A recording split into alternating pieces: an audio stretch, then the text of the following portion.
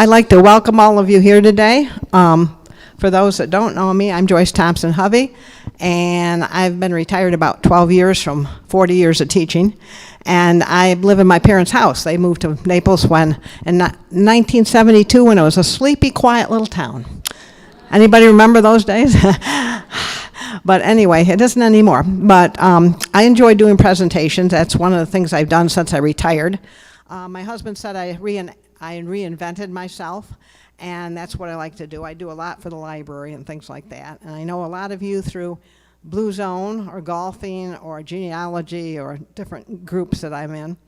And today is one that I did. Actually, I did it in the year 2020 because that is actually the 400th anniversary.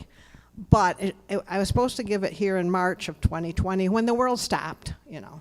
And so now that we're rotating again, I'm back to doing it, and I hope you'll enjoy it. I always start out with a lot of the history, because I love history, and also the genealogy, so. Okay. Who were these early ancestors, and why did they leave? We're gonna find out. Some were called separatists. The Separatist Church congregation was established in Plymouth Colony in England. And in New England. There was a Plymouth, England, and a Plymouth, New England. It's centered around the town of Scrooby from Nottingham, England. So these people came from England. And they were members including like names that I'm sure you're familiar with, like William Bradford, William Brewster, and they didn't exactly go along with the ways of the English church, and so many of them came to America looking for more religious freedom. And some of them had ended up in jail because of their beliefs, and so they wanted to get away from this, so they wanted to come here. When they felt they could no longer suffer these difficulties, many of them went to the Dutch Netherlands first, okay? And they spent many years there, but then things didn't get as good there either, and I'll let you know about that. So the term pilgrim, I thought this was kind of interesting. Everybody calls them pilgrims, but really, they weren't called pilgrims in 1620. It was not officially used to refer to this group until the word was first applied to them by Bradford's writing his history many years later. So the term pilgrim isn't original with the 1620s. So as I mentioned, they went to Holland. The majority of them stayed for about 11 or 12 years. Things were going pretty good. They had good, as it mentions up there, they had good jobs and occupations, and it required hard work, but that was fine because they were hardworking people. However, to make things worse, the congregation worried that there was another war was breaking out. Now, during this time in Europe, I mean, wars were common. We think, oh my goodness, the war, but they had wars on and off throughout history and in every country. They also were worried that their children were becoming Dutch, and they didn't want that. They said, well, I don't know. I mean, it's nice that we're here and we have the freedoms, but I don't know, maybe it's time to move on. The Pilgrims were mostly still living in the city of Leiden in the Netherlands. They hired a ship called the Speedwell. Now, most of you never even heard of the Speedwell, but originally there were two ships. There was the Speedwell and there was the Mayflower. And they were both going to take off from England and sail to America. The two ships also planned to sail together to northern Virginia. And as you know, they didn't end up in northern Virginia. But then again, boundaries and borders were different back then. The Speedwell had been leaking on her voyage from the Netherlands to England. So they spent the next week patching her up. And this shows how they were going from Holland with a Speedwell down to England, and they were going to meet the Mayflower, and they were both going to sail off to America. But this didn't happen.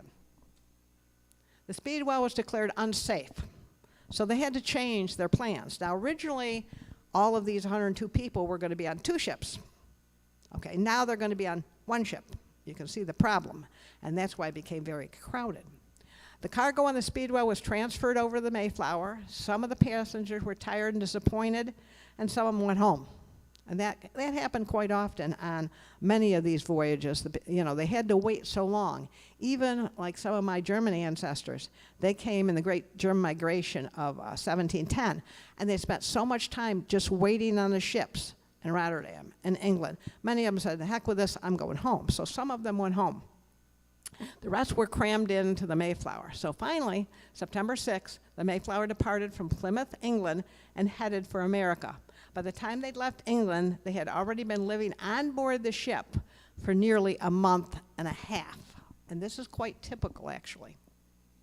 This shows passengers. They were basically divided into two groups.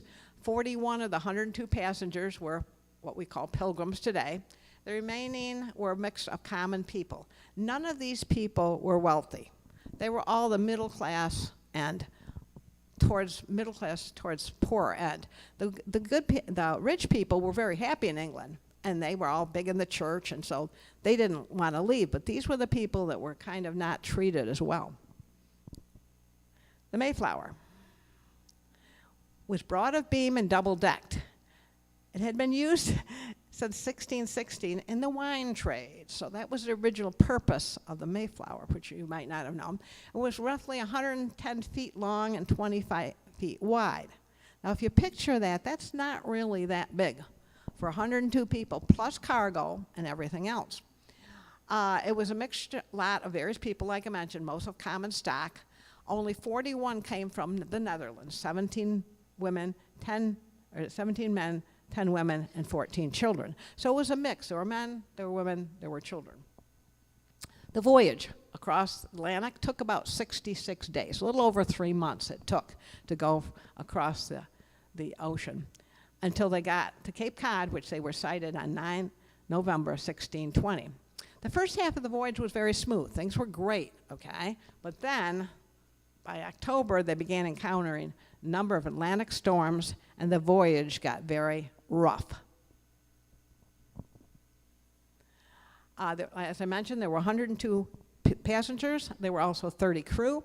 There were 3 pregnant women. Could you imagine that? Being a pregnant woman going across the Atlantic and not knowing really they were going and there was no settlement already there. I mean, it wasn't like there was a settlement there and they were going to it. No, nothing was there.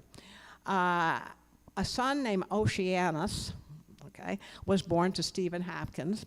At midway across the Atlantic, a main beam of the Mayflower buckled, was given support with a very large screw. So they had to make do with whatever they had and whatever they brought with them. In another storm, John Holland was washed overboard, but was saved. William Button, a young boy in the custody of Dr. Samuel Fuller, died. He was the only passenger to die at sea, which is really a miracle. Picture this. You're crammed in a room shoulder to shoulder with 100 other passengers. So that's about 3 times what we have here. And you're all in this small room. It's dark, it smells, it's wet, it's cold. There's no privacy. There's no bathrooms. Your meals are pitiful, salted meat and hard, dry biscuit. You and people around you are all sick because the room is rocking side to side to side. There's no fresh water, no change of clean clothes. In essence, you're trapped because land is thousands of miles away. So here you are on this ship. The circumstances, the atmosphere is not, I'm sure, to your choosing. This shows the ship. It shows the top with the crew. All the people are in that second level, and in the bottom is all the cargo. So you don't even have all of the ship to use as far as in your. And of course, most of them didn't go up on the top because of the the storms and stuff. So they were pretty much in that self-contained section. The cost. To pay for the journey to America, the Pilgrims took a loan of 1,700 pounds. In US dollars, that would be roughly about $2,000 today. This was an astronomical sum of money, considering the average day's wage back then was 10 pence, or today would be $12. So they didn't make a lot of money. And so many of them took out loans to get here. To repay the loan, many of the Pilgrims signed a legal contract called an indenture. And I'm sure when you were a kid, you learned about indentured servants. It was usually for a period of 7 years. You worked for somebody, and you gave them their money, and then you were, free. Food and drink. The passengers brought dried meat and fish, grains and flour, dried fruit, cheese, hard biscuits, and other food with them. Of course, there was no refrigeration, so they had to bring stuff that would keep all right. They had to eat the food they brought until they could plant and harvest a garden, because again, nothing was there. But they caught and ate fish and wild game once they landed in North America. During the Mayflower time, that source of water was beer and wine. And I know even when I went to Europe back in the early 70s, they said, don't drink the water. So you were basically drinking either Coke or wine. The reason for beer's advantage over water is harmful microorganisms cannot survive long in beer or in wine. Of course, you can boil the water to make it safe, but in the 1600s, no one knew about germs or anything. In fact, they really didn't even know that during the Civil War time. They had no idea. I mean, they would amputate somebody's leg. The doctor would wipe the saw off on his apron and say, next. You know, they had no idea about this even 200 years later. Pets. You know, we know that there were 2 dogs on the Mayflower. A spaniel and a mastiff. Mastiffs are very big dogs. You know what they are. They're huge. They may have had some cats on board, which would have helped with the mice population, because mice and rats were often found on ships because they liked to eat the grain that the ships carried. So besides all the other hardships they also had mice and rats running around. What they brought bedding, they brought light armor, and they bought swords and belts and all that sort of stuff. They bought household items, like, you know, fry pans. They had to bring everything with. There was no store when they got there. There was no Walmart. There was no Dollar General. There was no nothing. Whatever they brought was what they had. They also brought some of those tools which they would need in order to build the homes once they landed there. Clothing. This looks like your typical pilgrim, so to speak, with a cap, and I'm not going to read all that, but this is basically what the average typical person wore during that time. Now, one of the problems with the women, a lot of women died from fire because they worked the stoves and stuff, and they had these long flowing skirts and would get caught, and many, many died because of that. Okay. This is a list. You may not be able to see it totally, but anyway, this is a list of all the people that came on the Mayflower. The Pilgrims intended, like I mentioned, they planned to land in northern Virginia, which at the time included the region as far north as the Hudson River. Okay, so Virginia went all the way up the Hudson River at that time into the modern state of New York. The Hudson River, in fact, was traveled and intended, and that was the original destination. The speed was under 2 miles an hour. We're not going fast here, folks. They covered 2,700 miles in just over 2 months. Seasickness, a seaman dying a terrible death, frightful storms, splitting masts, accidentally falling overboard, women giving birth, disease, and occasional death of a passenger. Whales, the Mayflower voyage was fairly typical. This was typical back then. They approached land. They spotted Cape Cod, which we know as Cape Cod today, on November 9th. But they decided, well, this wasn't their final destination. So they headed south, trying to find the Hudson River to build their plantation. Now, I don't know if you've heard recently, there's a big thing, you know, how you have to be correct in what you say. They want to change, they don't want it to be called Plymouth Plantation anymore because it denotes there might have been slaves, but there weren't any slaves, but they don't like the term anymore, so they're thinking of changing that. That's a side note. However, as the Mayflower headed south, it encountered some very rough seas and nearly got shipwrecked. So they decided, rather than risk another attempt to go south, they would stay and explore Cape Cod. They said, well, okay, we won't go any farther. They turned back, went back to around what is now Provincetown Harbor. They spent about the next month and a half exploring Cape Cod. Now, obviously, they're still living on the ship here. You know, even though they come over here for 2 months, they're still living on the ship because they got to find the place to actually build their village. On December 25th, they had finally decided upon Plymouth. Now, if you notice, that's a whole month and a half. And they'd started to build houses. So, the first thing they decided to do is they needed to have some kind of a government contract. And I'm sure you've all heard when you were in school about the Mayflower Compact. And so that's what they had. The Pilgrim Church was composed of free people who ordered their own affairs. Each member had an equal vote in important matters. That's men, of course. Women didn't count. They never signed the Mayflower Compact. Only men did. And it was democratic principles. Their primary motivation was to find a place where they were free to worship God according to their vision of the church. And it was signed by all the pilgrims, all the men, and it was the first example of self-government. And then once they made this compact, then they chose their leaders and made the laws. And this is the original wording of the Mayflower Compact. And if you tried it, you're not going to read it, but the spelling is different than what we have and everything else. And then they had 41 signatures, which were the men. No children signed it, no women signed it. Not everyone made it to establish the new colony. As we mentioned, that one boy died at sea. 4 died when they got to the Provincetown harbor while trying to build the housing. But 2 babies are one born on board ship, Oceanus, and the other in the harbor. The entire crew stayed the first winter, but about half of them died. The first winter was harder actually on the colonists than the trip over. They lost more people. In December, a small group of men came ashore in Plymouth Harbor. By the end of the month, they started building cottages. Streets and lots were planned out. In January, everyone came ashore for the first time and actually held a service in what they called the Common House. The term applied to self-governing churches is congregationalism. They are called because the local congregation is free to govern itself. So that was the first term.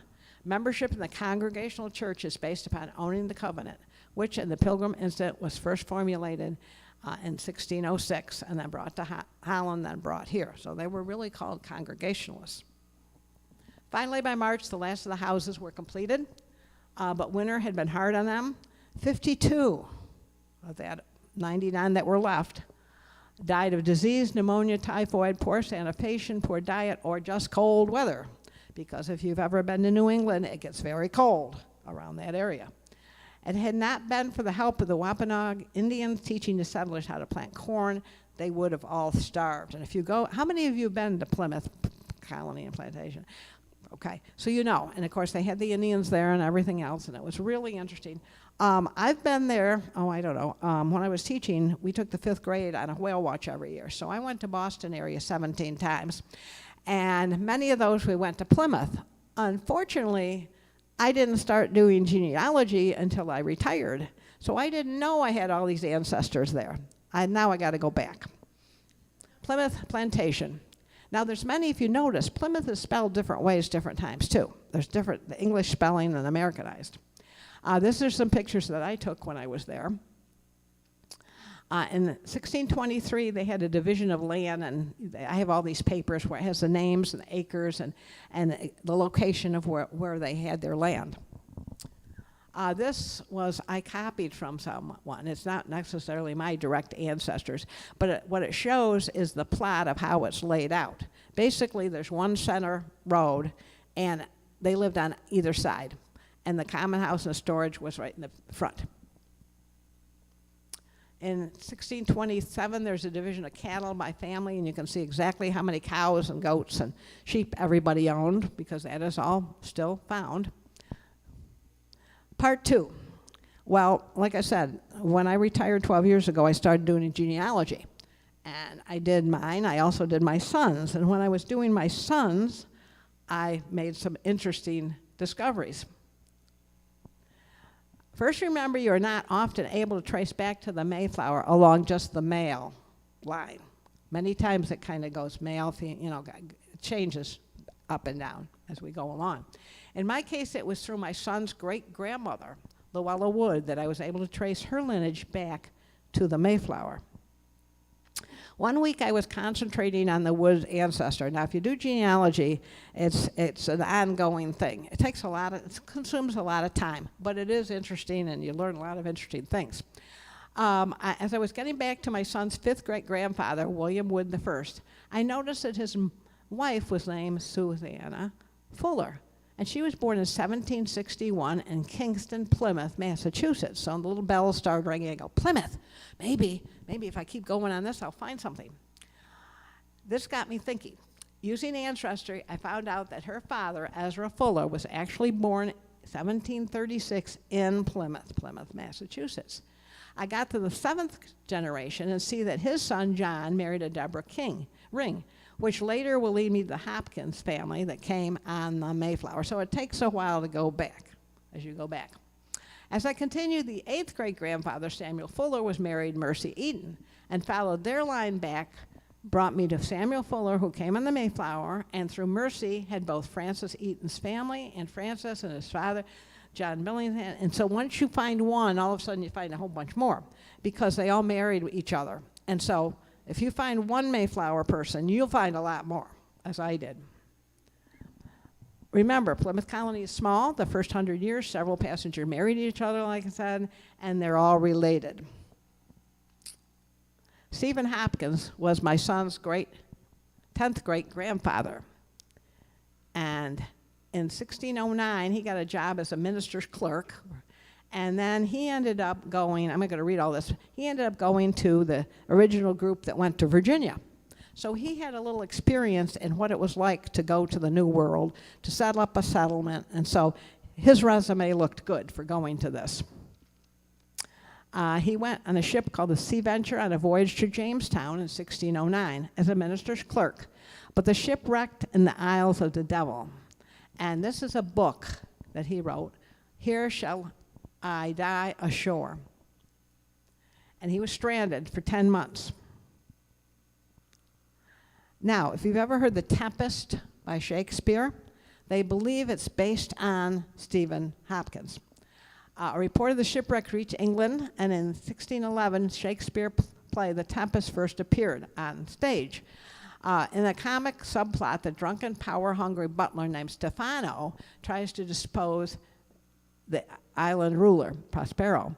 Many scholars believe that it was based on Stephen Hopkins, and he inspired the Stefano. In May 1610, Stephen Hopkins and the surviving castaways set sail for Jamestown again. 11 days later, they arrived in Virginia. Unfortunately, his wife died, and he made his way back to his homeland because his children were now orphaned and in the custody of the church, because many times the men would go over, the women stay home with the children. Well, this case had happened, and she died, and so he had to go home for his children. Once again, opportunity came knocking, however. A group was going to the New World, and like I said, he was the perfect candidate to be one of the people to go on the Mayflower. Stephen was a fairly active member of the Pilgrim group shortly after arrival. He would be one of the ones that would go out and talk with the Native Americans, because he was kind of an expert after being in Virginia. There's a marker on the spot the Pilgrims first encountered the Indians. There's a list of names. Stephen Hopkins was one of them. He was one of the ones, like I said, that went out and talked to the Wampanoag Indians, and they were very friendly. And we hear a lot of stories about the Indians, but up in New England, they were very friendly. They helped the colonists. In fact, without their help, they would have lost a lot more people. But Stephen was a character. He was an assistant to the governor through 1636. He volunteered to the Pequot War in 1637. He got involved in many things, but he also got into a lot of fights. And in 1636, he got into a fight and seriously wounded him. In 1636, this is funny, he was fined for allowing drinking and shuffleboard playing on Sunday. So no shuffleboard. Oh, what would Floridians do? Okay, so that's why he was. In 1639, he was fired for selling a looking glass for twice what it cost, what he bought. He was an entrepreneur here, but that was a no-no too. John Billington is another relative of my son who has quite an interesting background. Young Francis was the 10th great-grandfather of my son. Every community seemed to have a troublemaker, and Francis was the troublemaker. Shortly after arriving, and even still on board the Mayflower, he got a hold of his father's musket. He shot it off inside, showering sparks around an open barrel of gunpowder, and nearly blew up the ship. So we talk about the kids today, but back then, you know, they were that way too. So Francis was quite the mischief maker. He was also hyperactive. Today he'd be labeled ADD, HD, and probably giving pills, but back then they didn't have that. He wandered off, climbed a tree, and spotted a great sea. He persuaded some men to explore it. He found 2 lakes or ponds, and they are still called today the Billington Sea, even today. He also had a brother, John Jr., and at 15 years old, he wandered off, and he was held by the Indians. 10 men were sent to rescue him. They managed to exchange gifts and negotiated his release, but, you know, he decided he'd just take off and see what the countryside looked like. John Sr., who was my son's 11th great-grandfather, he was a character also. A few months later, John Billington was brought before the company and charged with contempt of the captain's lawful command for opprobrious speeches, and was sentenced to have his neck and heels tied together. But upon humbling himself and craving pardon, because it was his first offense, he was let go. In 1624, Billington was implemented in the Oham life or scandal, which was a failed revolt against the authority of the Plymouth Church. So everything was on a kosher and happy during this time. But he played ignorance. In 1630, he shot and killed a man over an old quarrel, and Billington was tried by a jury and sentenced to death by hanging. His wife was sentenced by the court to sit in the stocks and be whipped for a slander against John Doan. In other words, she said something naughty. It was the first colony signed death penalty. Massachusetts was one of the first colonies to carry out the death penalty, and John Billington was the first person to be hung in the colony. So my son has lots of important people here. Francis, who almost blew up the Mayflower, and this guy who was the first one hung. I do a little better, but anyway, that's his. Okay. Francis Eaton was another one. He was also his 10th great-grandfather. And that's just kind of goes over. We'll skip to the next one there. He was in the division. He died in the autumn of 1633, possibly as a result of an epidemic that spread through the colonies and claimed many, many lives. On November 26, 1633, they proclaimed Francis Eaton Carpenter, late of Plymouth, deceased and died indebted far more than the estate, which means he was in big problems there. He was buried on Burial Hill in Plymouth. This next one is kind of interesting because they even did that in a lot of the newspapers. They would list all the different things that you owned. So this is what he owned: 1 cow, a calf, 2 hogs, 50 bushels of corn, a black suit, a white hat and a black hat, boots, saws, hammers, an arts, square, auger, a chisel board, fishing lead, and some kitchen items. So they got right down to the nitty-gritty. I'm surprised they didn't count how many knives or spoons he had. But this is what they did back then. And even if you read some of the things here in the 20s and 30s, they will list all these different things. This shows the 104 passengers that these died in Plymouth during the first year. And these were the ones that died the first year. On this side of the monument tells how the pilgrims would bury their dead at night and then smooth over the ground so the Indians did not know how many of them had died, because they didn't want to let them know that there weren't as many people still there. They thought, well, you know, they'd been good to them, but still. And I know when I taught about the Oregon Trail, they used to do the same thing. They would bury the dead in the road and then run the wagons over them, but that was so that the coyotes and stuff wouldn't get to them. But they did it because they didn't want the Indians to know they were getting smaller in number. Dr. Samuel Fuller was another one, and he's also my son's 10th great-grandfather. He helped organize the whole thing. He was really good. And back then, he taught himself medicine. Back then, you could be whatever you wanted to be. All you had to do was read books and say, okay, I'm a doctor now. Or I know how to read, I'm going to teach these children. They didn't have to have all these college degrees and everything. As a doctor of the colony, he eventually added to his responsibilities was neighboring Massachusetts Bay Colony, totaling about 900 persons in all by 1630. So he was branching out. He was the colony's doctor and a church deacon. He spent a lot of his time helping the sick, and unfortunately he became sick and died. This picture shows the Plymouth burial site, which is still there today. And this is just kind of shows the final resting place. It has a map so you can exactly see where everybody's buried. That's one thing about Massachusetts. I know on my side, my maiden name was Wheeler, and we helped found the town of Concord in 1638. I went to all the different cemeteries, and oh my goodness, they're pristine. They're beautiful carvings and everything that you can read everything.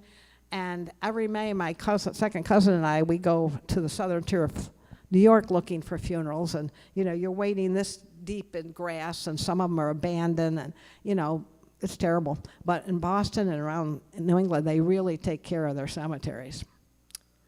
His epitaph: that much helped others and was a comfort to them. He was a surgeon and a physician and did much good in his place, and was much missed after God removed him out of this world. According to a brief history of medicine, following his death, there was no practitioner of note in Massachusetts for nearly 100 years. So he was well thought of. During this period, the sick were cared for by the governor and by schoolmasters. Recent find, I found out that my son's 10th grade uncle was a leader in the, and this just tells, and was in the first Thanksgiving, okay. And another ancestor of his son was on board, and he was a 10th grade uncle, Gilbert Winslow. He was the youngest son and the only signer of the Mayflower who was under 21 years of age. There's a national monument, and this lists all the things that you can go see if you're up at Plymouth. Now, remember I said I was really interested in finding mine. I couldn't find anybody. I said, wow, great, I got my sons, he's got all these connections, and I can't find any. I did mine a totally different way, totally different way. I attended a workshop at the Jesus Christ Church of Latter-day Saints here in Naples. Saturdays they used to give like little webinars and stuff. In fact, Ryan and I went to that. And I was introduced to a website sponsored by the Family Search called Relative Finder. Great, great website. It is so much fun. All you need to do is have a tree uploaded on Family Search. You have to have a tree on Family Search, and then you can use Relative Finder. Well, Relative Finder is great. One of the categories was Mayflower. So I looked, and I go, oh my goodness, all of those are all my relatives. And I couldn't find them going the old way. I found all these, oh my goodness, 9th great-grandfather, 9th, 10th, all these people. And it goes through cousins and everything else. And there's some more. And the thing is, you have to keep updated. You have to keep, as more people get into genealogy and do DNA, you find out more things. But these were all the ones I found the first time. One of the most important ones was John Howland. Remember, he's the one that fell off the ship and then he was saved. They had 10 children and they all lived. Okay, which is amazing back then.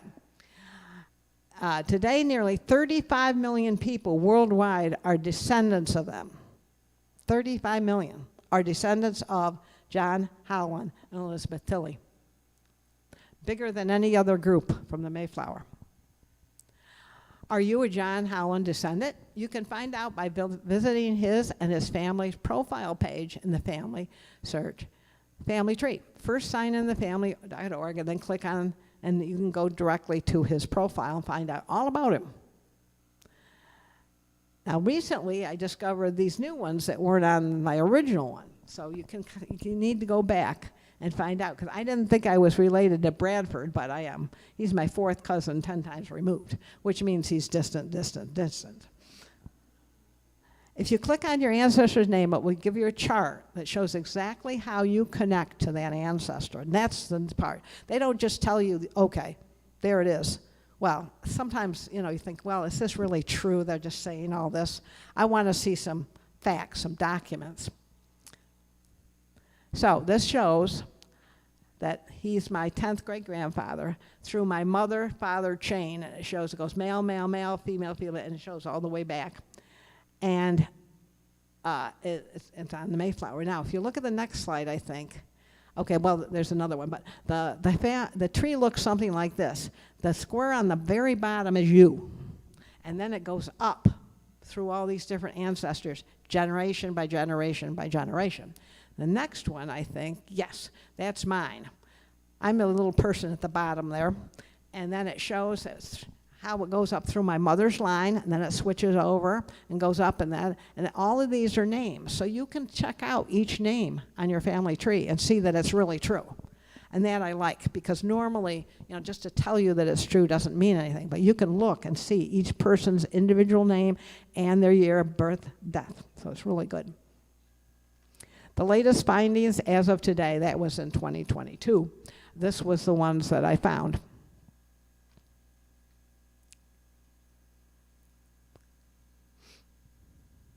And it shows how many, there's 7,911 ancestors and 16 generations. Now, on Relative Finder, if you want to look at other things that doesn't just have Mayflower, you can find out Declaration of Independence signers. I found out I'm related to 40-some presidents and how I'm related to them.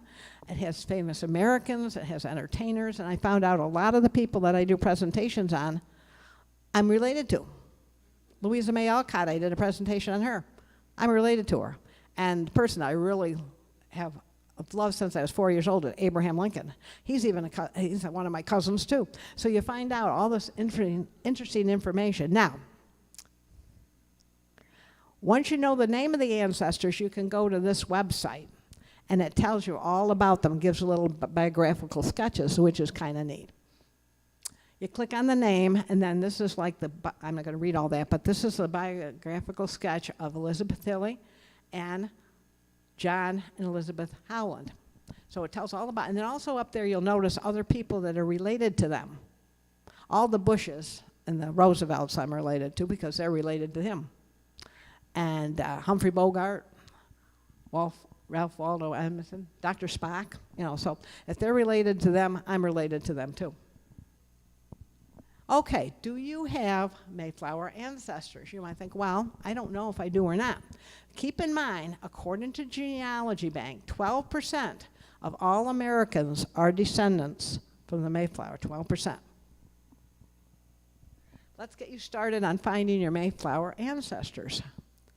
Are you one of the 35 million who can trace your ancestors back to the Mayflower?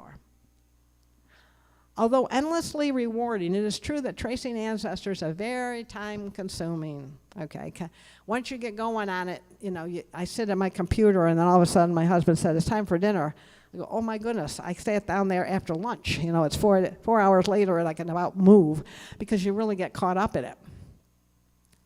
Tragically, only half the Plymouth Rock settlers survived their first winter, and if any are, you can conceivably compile 12 to 18 generations back. I mean, it goes all the way, 9, 10 generations, so you got a long ways to go to prove it.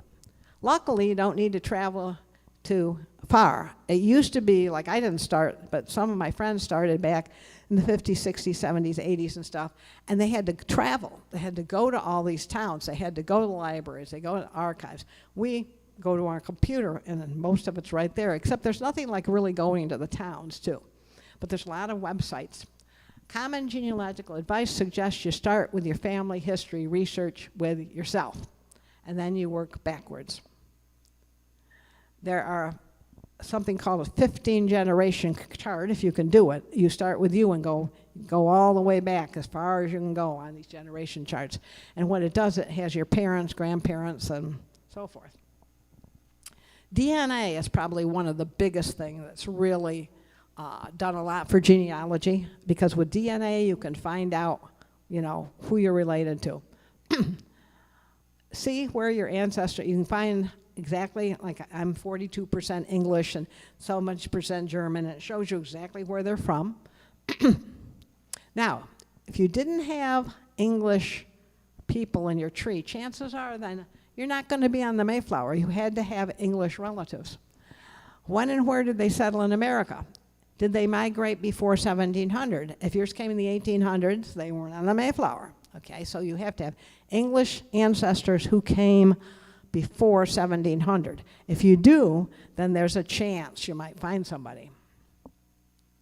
Once you find out your ancestors came before 1700 and find out they settled in New England, make a list of the people that you have, and then you can check it against the Mayflower list.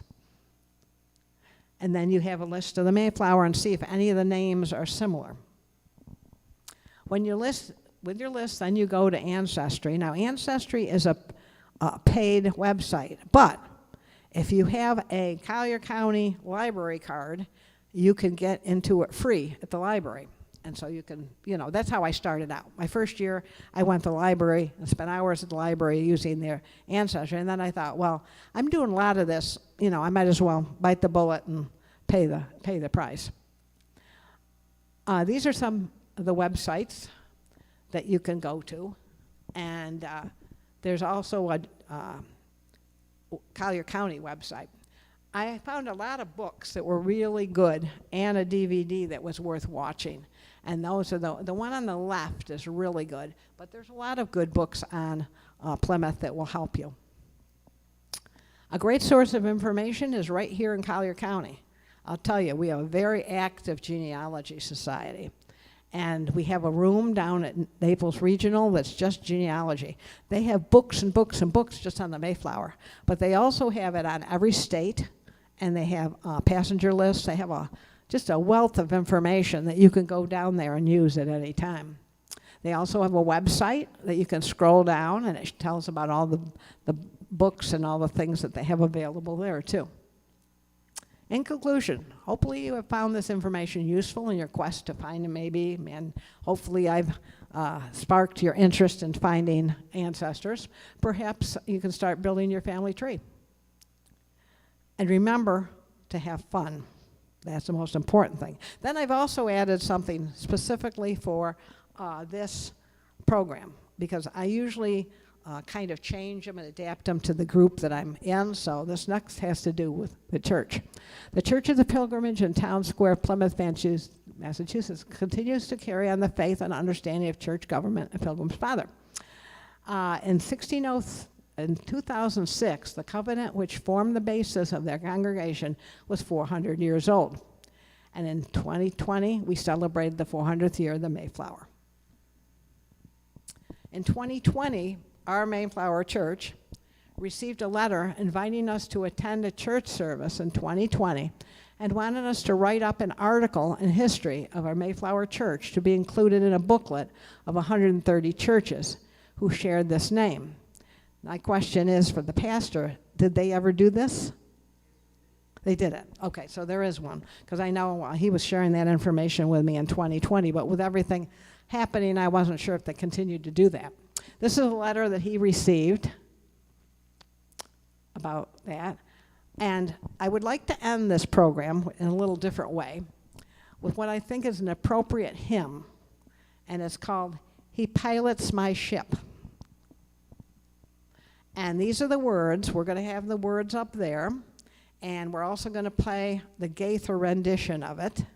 So I'd like everybody to stand. We're going to sing a song.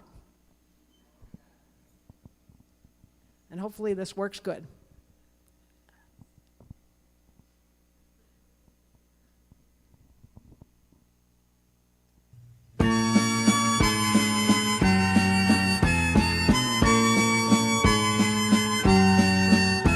The soul of man is like a ship that sails on the sea of time. The storms may come, the winds may blow, and rock this ship of mine. But the reason my ship will never sink, and today it's still afloat, my compass is His precious word, and Jesus pilots my boat. I will sail these stormy seas no more, and as Jesus leads the way, I'll never drift so far from the shore I can't hear what He has to say. I belong to a fleet that sails today on a glorious one-way trip. Well, I'm safely on the shore to sail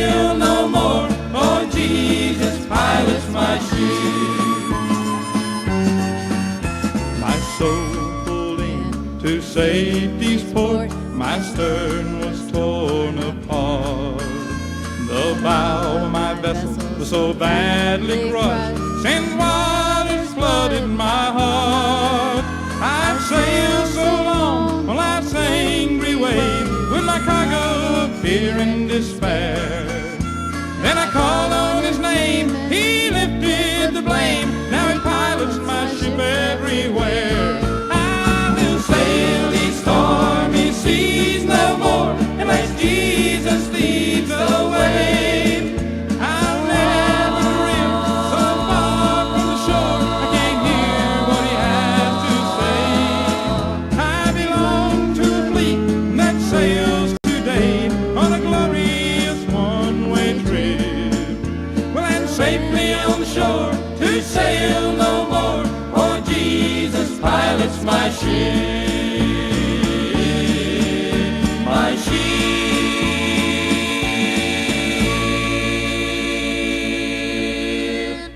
Thank you. Okay, let's see. We have one last slide there. Oops. There we go. Oh, not there. Okay, go back. Thank you for coming. I hope you enjoyed the program. We're inviting everyone to go to the fellowship hall. It's right directly back there for sandwiches. Thank you. Anybody have any question or comment or, yes, Bob? Have they?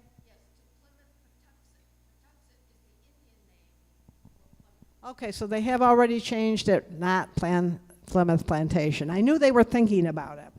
Thank you. We have to be politically correct, you know, these days. They're changing names of everything. Anything else? Yeah, Marilyn?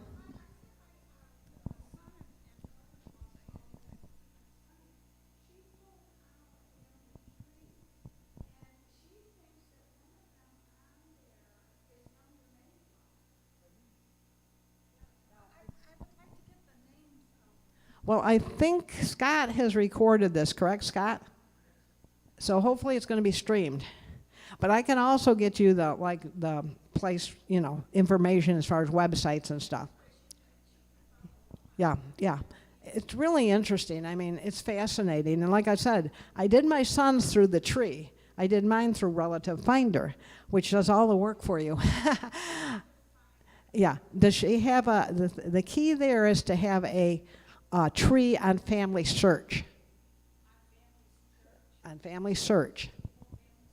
Yeah, if you have a tree there, then you can use Relative Finder. Now, Relative Finder has all sorts of other unique things, like at a genealogy group, I can put it on Relative Finder, and if we all put it on Relative Finder, I can find out if there's any relatives in the group there. We did it one night at our monthly meeting at the Genealogy Society, and we all put our phones on, and we found out who we were related to in the group, which is really cute, but you have to have a Family Search, you know, tree.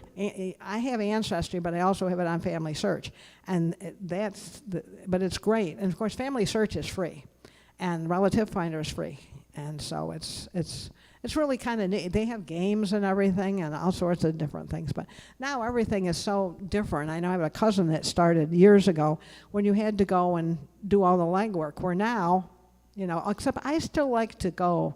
We still go to the cemeteries. We still go to the historical societies. You know, you still do that just because it's interesting. But everything's on the web these days. But you question it. That's why I was happy to see how exactly they did it on Family Search, so you could exactly see the tree. Yes, Bob?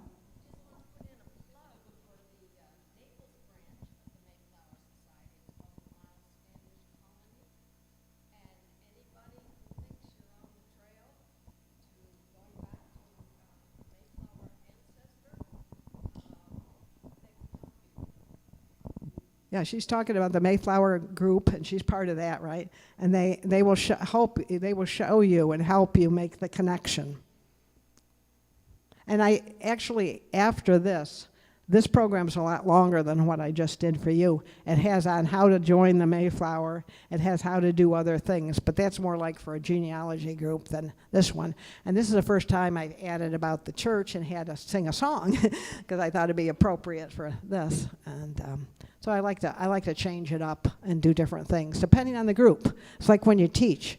If you have a certain group that's a little sharper than the other, or the other one needs a little more repetition, you change it. So that's what I've done. So, okay, thank you. Well, join us over there. Thank you.